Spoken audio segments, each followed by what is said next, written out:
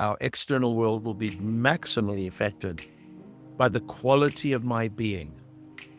How am I being while I'm doing my doing? Everyone's focused on the doing. The quality of the being is everything. We've been taught that if we do this and we buy that and we consume this and we get 10,000 likes on YouTube, we're going to be happy. Not true. But if you'd like to like our channel, we'd really appreciate it. That's funny. This piece goes at the beginning. Like us on YouTube. Welcome back to Hypercast. Welcome to Hypercast. This is episode 3 of 3. Yes, part 3 of our 3-episode series with Dr. Allan Donsky, and we are talking about mindfulness. The first part was mindfulness and self-acceptance. The second part was Authenticity and healing. And the third part is integration and growth. Growth. So this is where we stopped at the last episode. We were talking about having your hand on that doorknob, turning that knob, and opening the door to start your path towards that integration and growth. We've gone through recognizing that what we tell ourselves might not be the true story and learning through mindfulness to come to a place of self-acceptance. Then the healing and the authenticity piece can begin. Finding your true self and healing those wounds and those core hurts, those pain points that are making it difficult for you to be authentic, difficult for you to be yourself.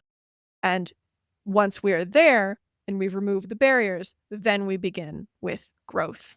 We're going to take this opportunity to watch the video. We're watching back as you're watching. And we're going to stop along the way and give some commentary. Yeah, this is the special behind-the-scenes bonus DVD features. So without further ado, let's jump into it. Now, every single person is going to have a bit of a curriculum. One of mine is patience. Some people, it's going to be ruminating about the past. Somebody else's top issue on their human curriculum agenda is going to be, I really must stop beating myself up. For somebody else, it's going to be compassion. For somebody else, it's going to be forgiveness. As we go in, we start to identify our key woundings, and then we can work with them. And not what do I do, because that's the world of action. The mind is always wanting to translate it into something actionable. So I don't say, where am I stuck? What do I do? Where am I stuck and what's called for?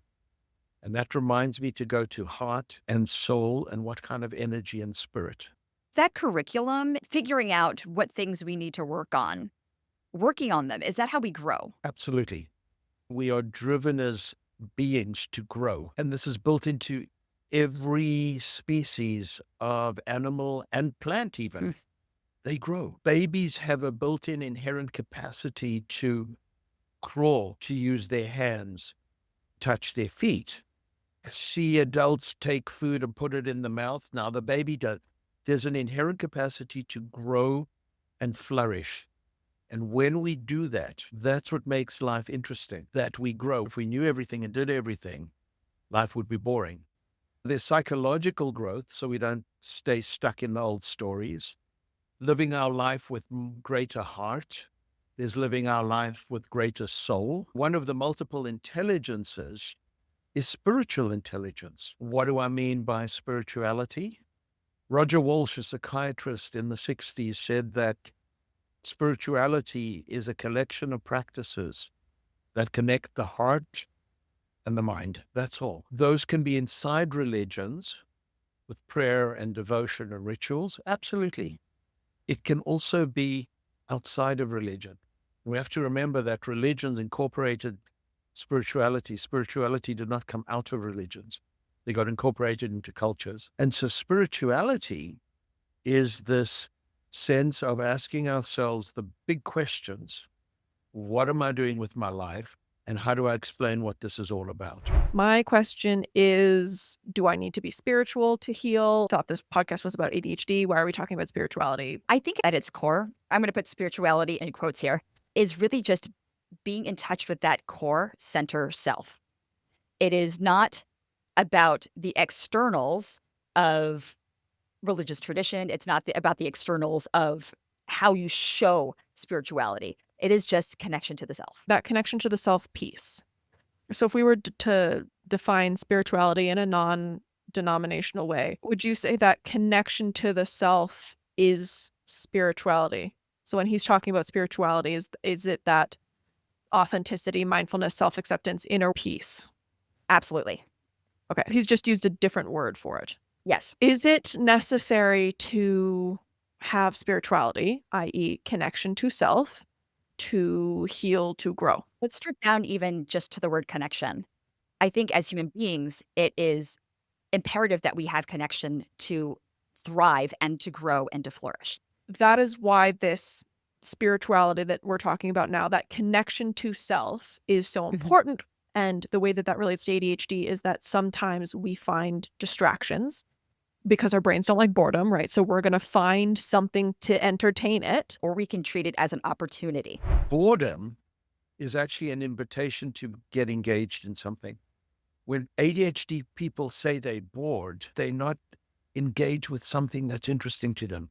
Keep me engaged. Keep me interested. Okay, we're back to the invitation piece. So we're there, full circle.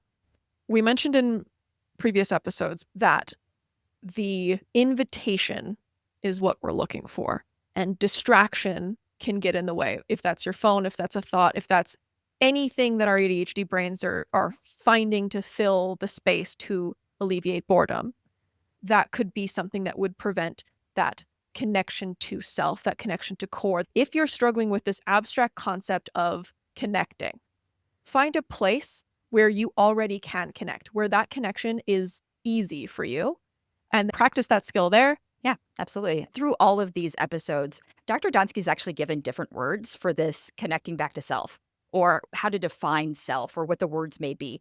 And he's also said that it's beyond words.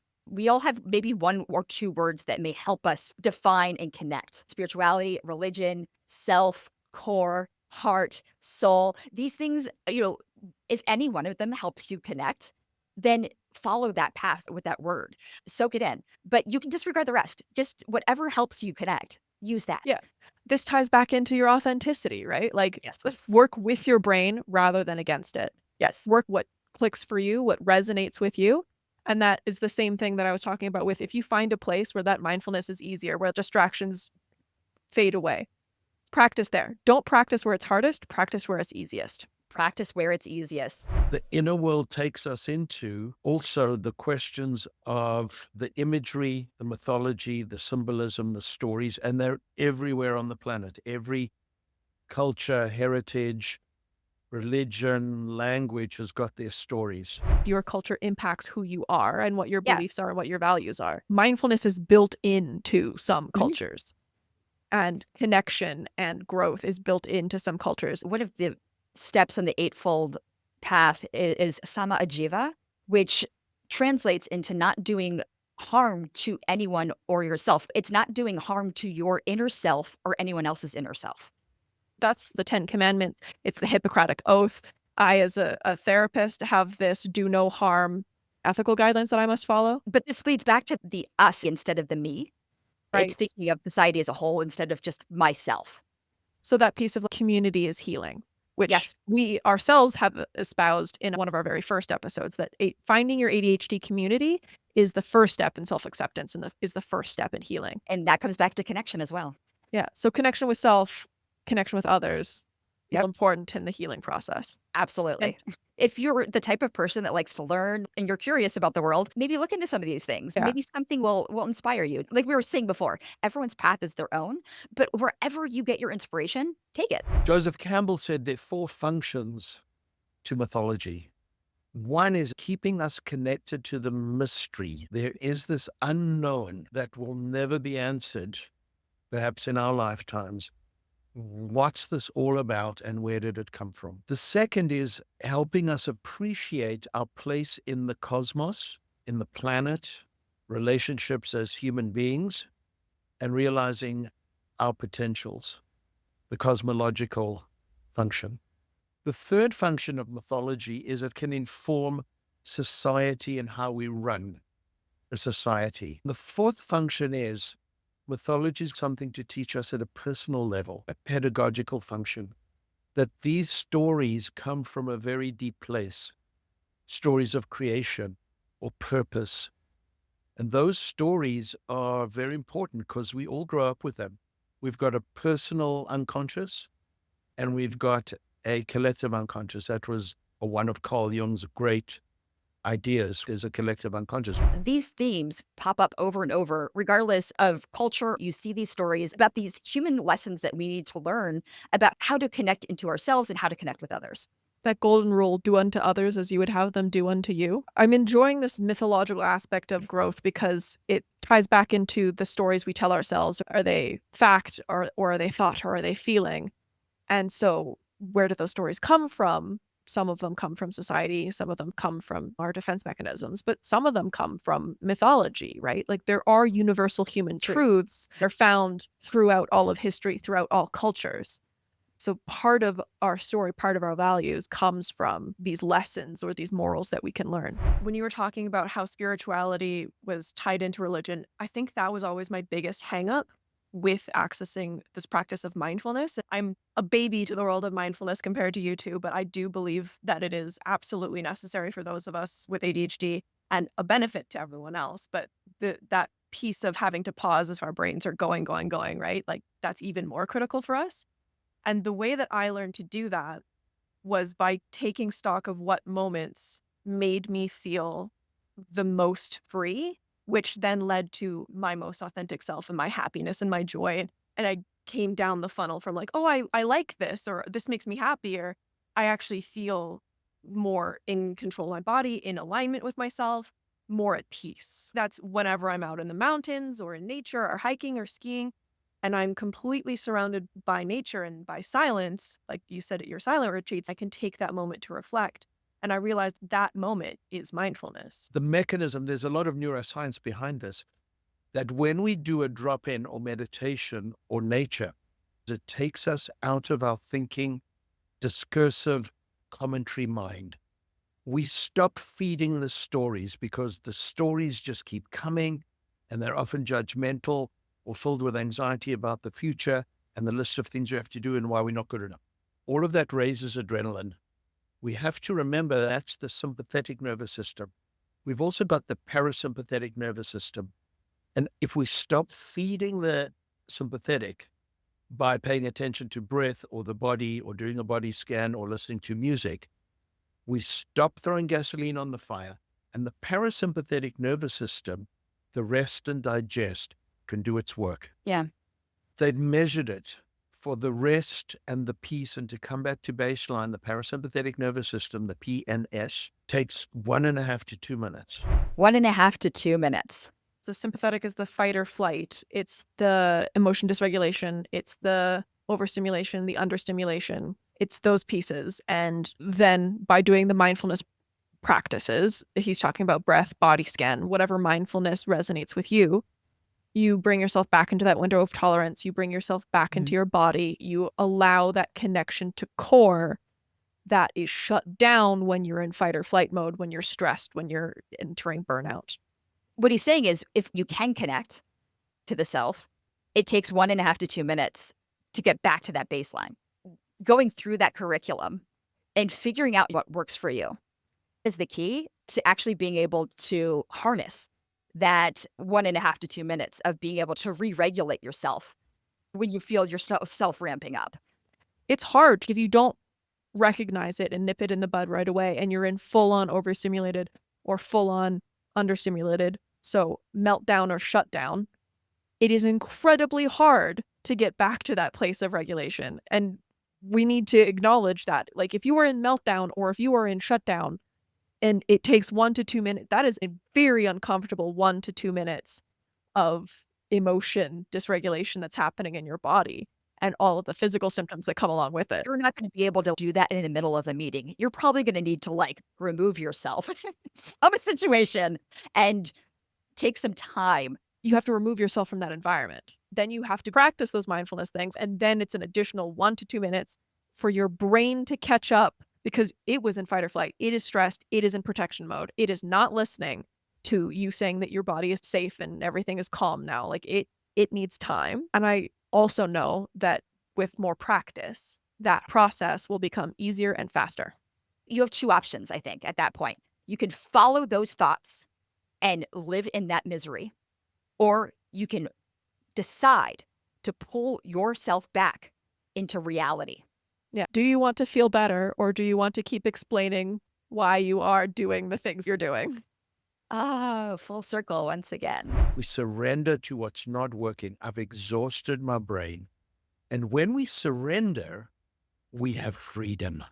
Not only freedom from the stories, but freedom to be open to something new and different. The difference between freedom from and freedom to comes up a lot in trauma, comes up a lot in grief. It comes up on a lot, like if you are still in a situation that might not be ideal for you, because freedom from allows you to achieve freedom to, right? It's that Yeah. Maslow's hierarchy of needs again. If you are unsafe, if your basic needs aren't met, you need freedom from just surviving to have freedom to grow. And I wanted to point something out here. Freedom is something that you may have to attain over and over again. These things come in waves. So it's not like you'll finally come to some like self-actualization and these things will never happen again. Like you'll never be dysregulated again or never have to deal with the negative thoughts again. No, Yeah. it's the practice of being able to bring yourself back to a more Mhm. positive place. Absolutely. We live in the world, right? We don't just live in our inner world. So it's impossible to avoid the external stimuli causing issues. Yep. And practice, practice, practice. We are trying to build that muscle. This doesn't need to be a solitary practice all the time either. Processing can be a we thing. People with ADHD are often verbal processors too. Sometimes it's really good to just talk things out with a friend. And Mhm. if you're really struggling to help bring that mind back, you could talk about why this is bothering you, or just having someone there to reflect can be a wonderful way to bring yourself back to a point of being Yeah. able to get back to your curriculum. Someone who understands and gets it, right? So that's where the community piece comes in. Talking with a friend is amazing if they understand. You could also talk with a therapist or an ADHD coach. Or an ADHD coach. Absolutely. Freedom comes with control, possibility, and choice. Freedom, control, possibility, and choice. Who doesn't want more of that in their lives? With that, I feel a sense of openness, joy about the future, creativity. It sounds like fun. These are all things that the ADHD brain needs. Challenge, fun. Yes. And to be able to then connect with, well, what is important in my life? The genuine calling, the self. So whether it's art, athletics, intellectual pursuits, academic, repairing cars, no matter, just become yourself. Yeah. Brianna and Allan, when you were bringing up your interpretation or your feelings around like the true self, that part that makes you feel most grounded, I keep getting visions of being a child. Like if I can take myself back to like 4 or 5 years old and what do I want to be when I grow up? What things make me excited? That's the energy I was getting from both of you on that. I'm reminded of a story. I worked in a number of mental health classrooms in Calgary many years ago. And there was a student in high school. He was a grade 11 at the time, and he really wasn't doing any academics. And he wasn't acting out in any way. There weren't any other issues going on. Stable family. There weren't drugs, anything like that. I said to him, "What's up?" He said, "Well, I don't know what I want to do with my future.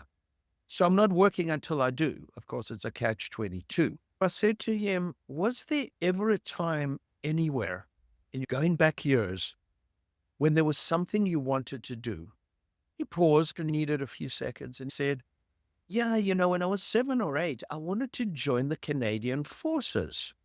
I looked at him and I said, "You a fighter?" He said, "No, no, no. I don't want to be a soldier. I want to serve my country." Now, that doesn't come from here. That doesn't come from here.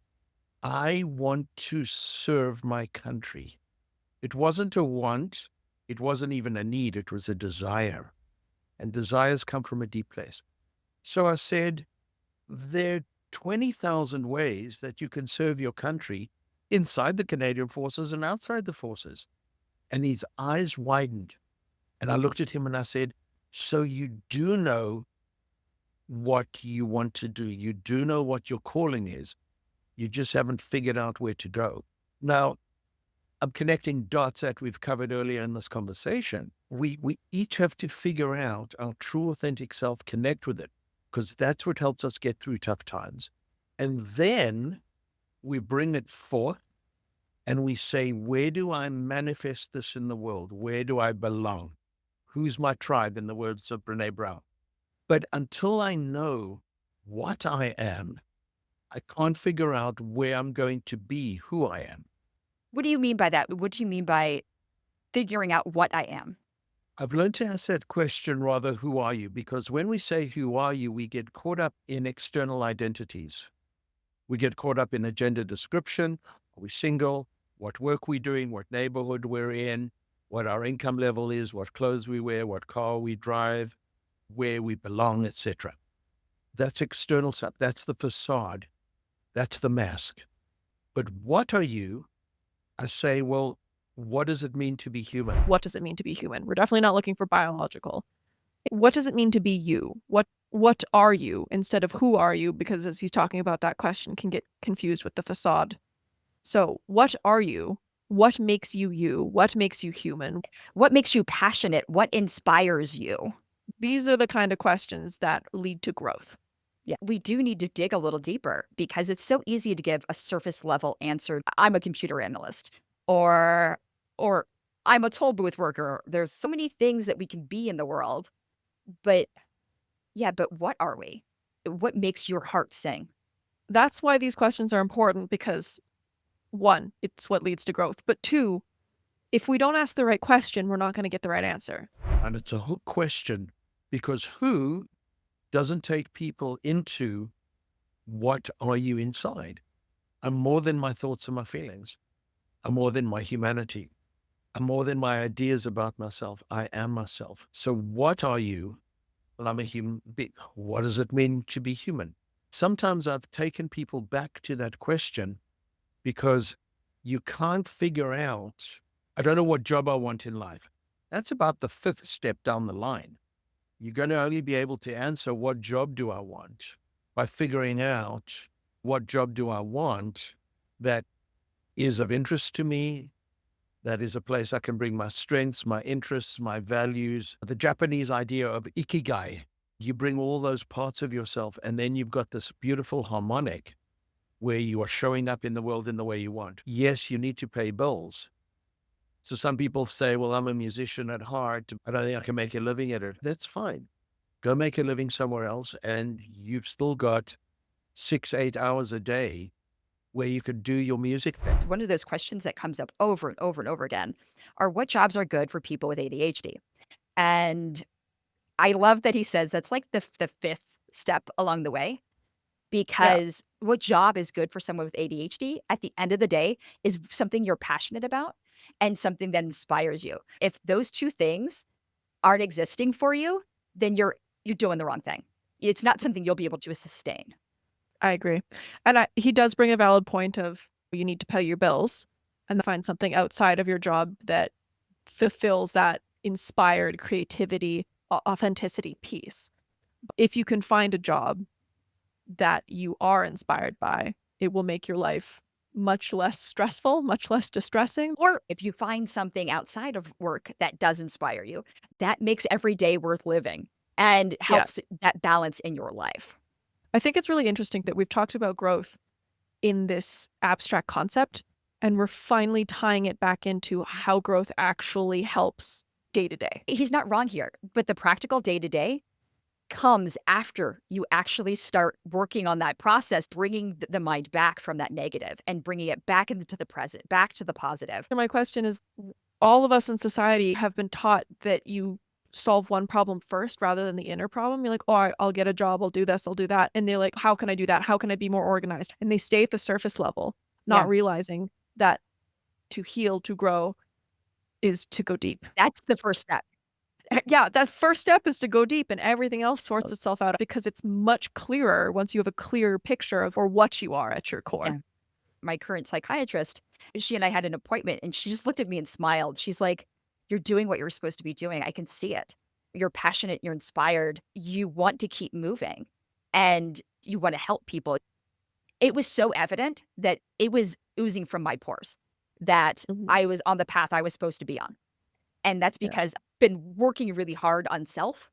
And then I made the step of going in the right direction for myself and things started falling into place. Oh, it sounds hooey, but that's actually how it happens. Like In all of my clients and my own personal experience, I have seen that once you do the self-work, like the heavens align and there's a holy light shining on you and the angels are singing in the background. Everything is just easier and it doesn't require as much work. You're not fighting against yourself. You're working with yourself. You know who you are. You have that clear picture, which informs every decision and removes some decision-making fatigue because the decisions aren't as hard. There's a very clear path of this aligns with my true authentic self. This doesn't. Follow that path. And where does the path start? It starts right here, right now, today, the place where you are. You don't need to get a special book. Nothing is separating you from beginning except for yourself. The non-judgmental acceptance piece is the piece that needs to be reiterated again and again. It starts right now. It starts where you are. Matter if you were further ahead and now you're further back, you can change the starting place. You can start wherever, you can start whenever, you can restart. The growth continues. We have to live in the external world, and what happens in the external world affects the inner life. And our external world will be maximally affected by the quality of my being. How am I being while I'm doing my doing? Everyone's focused on the doing. The quality of the being is everything. He's done it again, where he said something incredibly profound and deep. How am I being while I am doing my doing? It is so easy to get caught up in the minutia of the day, the day-to-day tasks. I have to get this done, I have to get this done, and not celebrate the wins, which, as you know, is very important for ADHD brains. We get caught up in the minutia and forget about who we are at our core and does this align with what I want and my values. It is so easy to go off the path by getting caught in the weeds. For me, that's coming back to that Sama Ajiva thing. Am I taking care of myself? Am I treating myself with kindness? And am I treating others with kindness? When he's saying, who am I being when I'm doing my doing? Are you being the best version of you? Are you being your own best friend? Are you caring for yourself? You've got to take care of yourself before you take care of others. But it's very true. Do I like myself? Am I my own friend? Would I hang out with me? Do I think what I'm doing is interesting? Instagram only shows the best, right? It shows the struggles. So is your highlight reel of life something that you would follow? Is that something that you'd be like, yeah, I aspire to do that? Inspire yourself. You know, we are disabled and they think we're inspirational anyway. Inspire yourself. What about those things that aren't shown on Instagram? What if you changed the perspective? What if you found the glimmering light in the I love the concept of romanticizing your life, making everyday ordinary parts of life feel the same way that the bigger things do, feel that kind of fantastic whimsy, joy. And it's possible if you're doing it authentically. Yeah. It's not romanticizing your life in a fake way. It is just being your authentic self. And then it all feels like that because it is magical. It is who you are. So most of the stuff that we see on the internet regarding ADHD is how to improve focus, how to improve relationships, how to get a job.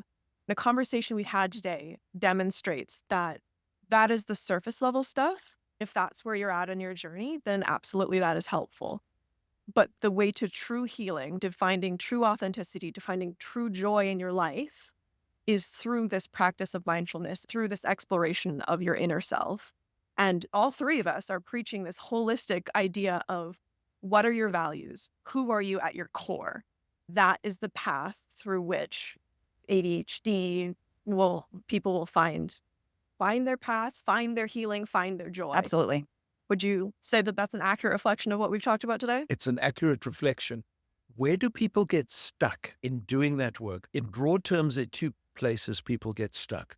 One is they don't want to go there. It's painful. There's grief. There's loss. There might be guilt or shame. There's uncertainty. There's fear. I may not even feel worthy of feeling better. Have you given yourself permission to like yourself? Ooh. Have you given yourself permission to heal? Oof. This man's healing me in a good way. Have you given yourself permission to like yourself? Have you given yourself permission to heal? And for those of us that are like people pleasers or are waiting on permission, I know that that's part of my curriculum, or I'm waiting for that validation piece. You have to be able to have faith enough in yourself to give yourself permission. Yeah. So I asked last episode, and I guess we'll get to it now, like, what is your curriculum or part of it? And part of my curriculum is validation rather than always seeking external validation, which prevents me from starting things. So giving myself permission to like myself, giving myself permission to heal is the first step for me. I think I was waiting on someone else to tell me where to start or how to begin or that it was time. And I get to decide that. That's my choice. I am in control of that decision. And that feels really powerful. I feel more in control of my growth if I am the one giving myself permission. And then I also have given myself permission to celebrate the growth that I have achieved thus far. And that's another piece for me because of the external validation piece. Like I always struggle with celebrating my successes, you know? And taking time to celebrate those successes. Mm-hmm. Some people have had such trauma and they are so wounded and fearful, they don't want to go anywhere near it. That's another part of the population that are going to need a different kind of work and therapy. The trauma work is much deeper, and you've got to be able to work through that to get through this first barrier and the readiness to go inside. I want to acknowledge that. Let's acknowledge that trauma is a big barrier that you need to address first. I had to go through a few years of therapy to even get to that point. It may not be automatic. It may not be something you just do. It may take some time and some healing to be able to find yourself and find your voice. Do you have a curriculum in mind now that we've nearly reached the end? I feel like I've been on my curriculum path for a long time. Part of it was first finding that voice and then distinguishing my voice from maybe someone else's that was in my head. Some of you may have gone through traumatic experiences. It does take time. And give yourself the time, be kind to yourself. That we're coming back to that, the kind to your inner self. Your curriculum would be finding your authentic voice. I think part of my curriculum is being okay with things that come. Because sometimes life brings you things you don't expect, but then things turn out better than you ever expected. If you don't keep yourself open to that, you may lose the opportunity to embrace those opportunities. I'm going to add a third. Your curriculum is recognizing opportunity. I think so. I'm talking about folks who are sort of at the edge of teetering. There's something here I want to go in. So our first barrier is I don't want to go in because it's yucky. And when you go in, you don't know what to do with it. What do I do with the grief? What do I do with my imperfection? And part of this is the traditional talking therapy stuff, of which you certainly don't need a psychiatrist for that. There's psychologists, they're clinical social workers, there's all kinds of counselors, therapists, etc. The other barriers, part of this is becoming educated on the inner life. People haven't known about a human curriculum, and you don't know what you don't know. You haven't been taught this. You haven't been taught, or you sort of knew it as a baby, but then as we're growing up, it gets ignored. The first word a toddler learns is no. Don't touch the ornaments on the coffee table.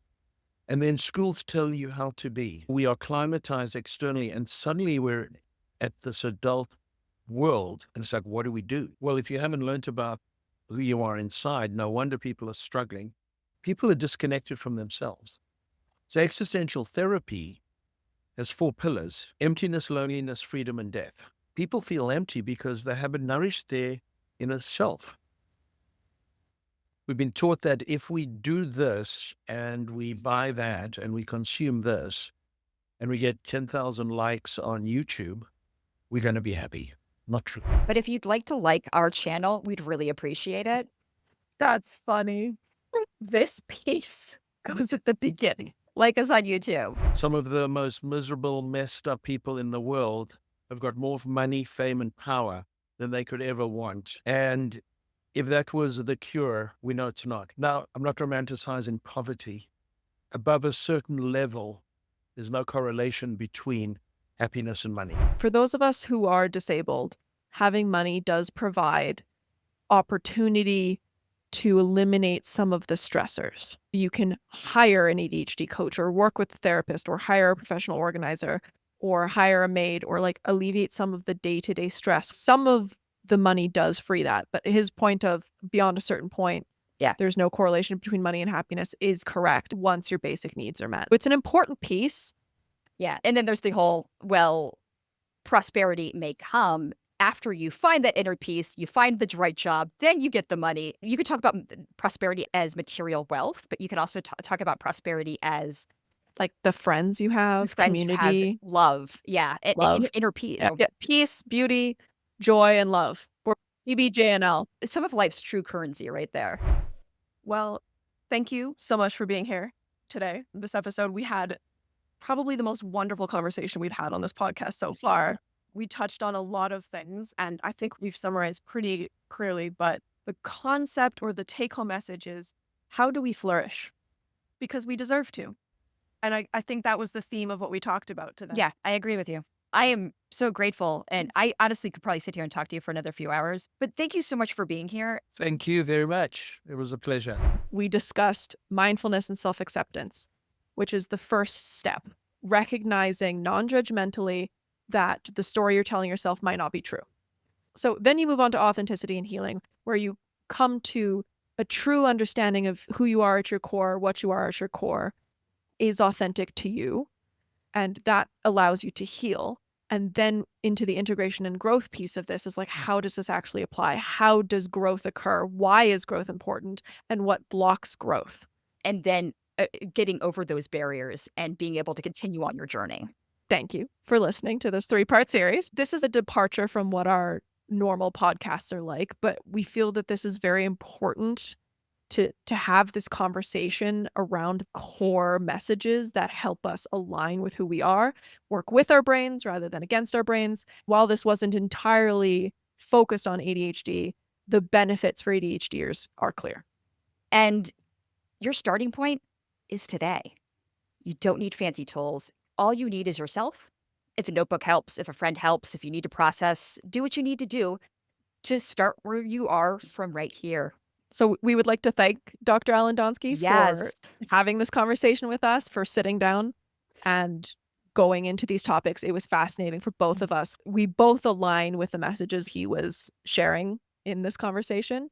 And we are so grateful to him that he was able to sit with us. And honestly, I came at this from the mindfulness perspective and you were coming at it from a science perspective. I think just us having this conversation, at least for me, helped meld a lot of things and really deepen my understanding in general. I love learning. And so this was a great opportunity for me. I feel like our commentary helped explain it Hopefully our commentary helped break it down and make it more palatable.